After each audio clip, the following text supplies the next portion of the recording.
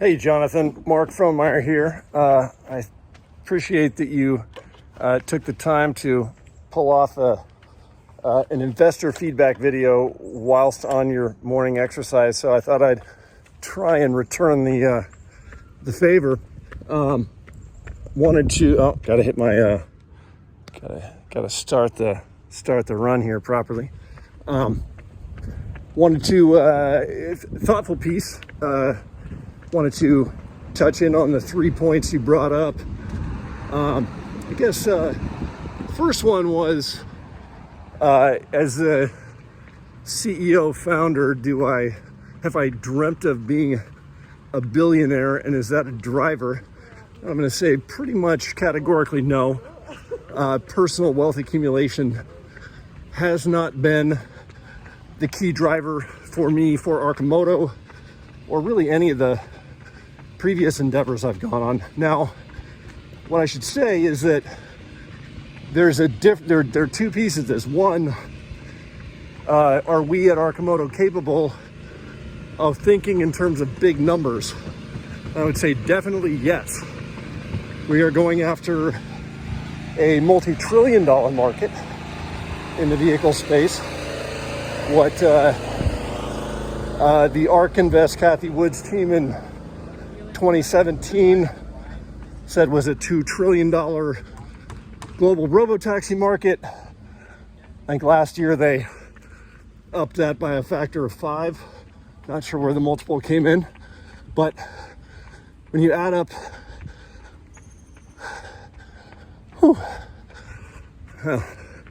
doing a monologue and jogging turns out to be a little tricky. But the answer when it comes to, are we aware that we are going after a giant market opportunity? The answer is categorically yes. In fact, that's the whole point, is that if we are going to achieve Arcimoto's mission to catalyze this shift to a sustainable transportation system, that necessarily means generating an enormous amount of capital value. So, for me personally, what that has meant from the beginning is that, oh look, there's a rental driving by. That's cool. What that's meant for me personally is that I have dedicated my shares in Arcimoto long term to a foundation to help take out the trash that humanity has been accumulating for the last couple of centuries at least. Transportation's one piece of that, but if we are successful in our mission, then that will mean that we will generate value that can be applied to other very necessary problems to solve. I think the second question you talked about was, had we submitted or the encouragement to submit our ATVM loan application. We have done that. We actually, and I would say for you and all of your team who are Arcimoto bulls, I hope you guys are tuning into our quarterly investor webinars. That's where we have the chance to talk directly to Arcimoto stakeholders.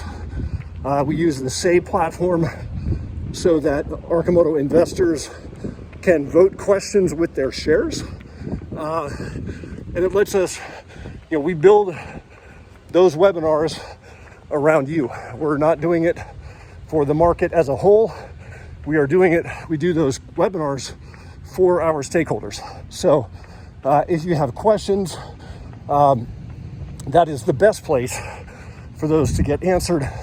And that's where we try and be as clear about both our immediate goals as well as our much longer ranging plans. And then I think the third piece that you touched on is, is Mark just a tinkerer who's never going to be satisfied, or will he actually ship product, get things out the door? I would say if you look at, certainly, one, I definitely do believe in continuous improvement, iteration, refinement, but at some point you do have to ship. And both in computer games, video games, and now in vehicles, we have product in market. Now, we're in the phase of Arcimoto where we are building in very low volume and aiming for much, much higher volume. So in this particular time window, before we launch production in our mass production facility that we just purchased, we have not yet even begun the move-in process. In this window, I think it's very important to really flesh out the full opportunity suite of the platform. When we go to scale, it will be initially with just one thing, but we want to make sure that as we go to scale, that platform that we're building on is very easy to modify for different purposes. And that's part of the reason why our R&D team is fleshing out all of these different variants of the platform. You know, the ones that you've seen, the rapid responder, the deliverator, Cameo, flatbed. We've got the Roadster, which is insanely fun, but it's all based on same platform. We want to make sure that when we're building the platform at scale, that these aren't, you know, the bolt-ons are very thoughtfully placed so that not only the variants that we have conceived, but stuff that anybody else comes up with is really a much easier mod.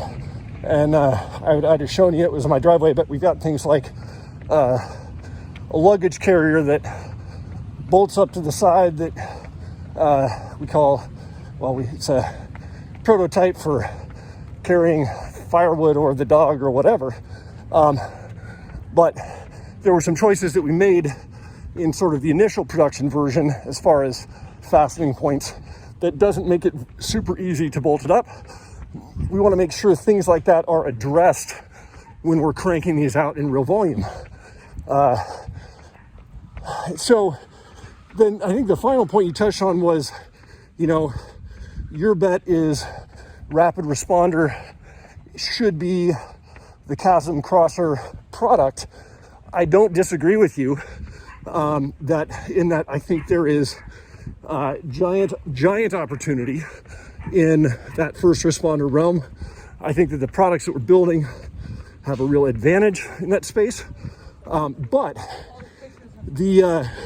when you think about where you throw the pebbles in the pond, with a vehicle, it's a lot different than, say, software technology, because particularly in the early days, you've got a lot of care and feeding. And so if we put one rapid responder in every fire station in North America, that is a massive amount of work to make sure that those vehicles are all running in tip-top condition. What we've really chosen for, you know, kind of this year's push is to get rental vehicle operations up and running in as many markets as we can reasonably execute very well, because that allows us to get sort of maximum number of butts and seats. It also gives us very concentrated deployment points for care and maintenance of vehicles. So that's the this year plan. I think you're right for sure that there are the nice thing about the public sector fleets is often there are kind of single collection points for all of those customers. So much easier potentially on the marketing side, but the marketing is only one small piece of the overall life cycle of the vehicle. So all points noted. Hope this gives a little more clarity on at least how I view the venture, certainly the opportunity we're stepping into, and how to scale it right. So appreciate your thoughts. Talk to you soon.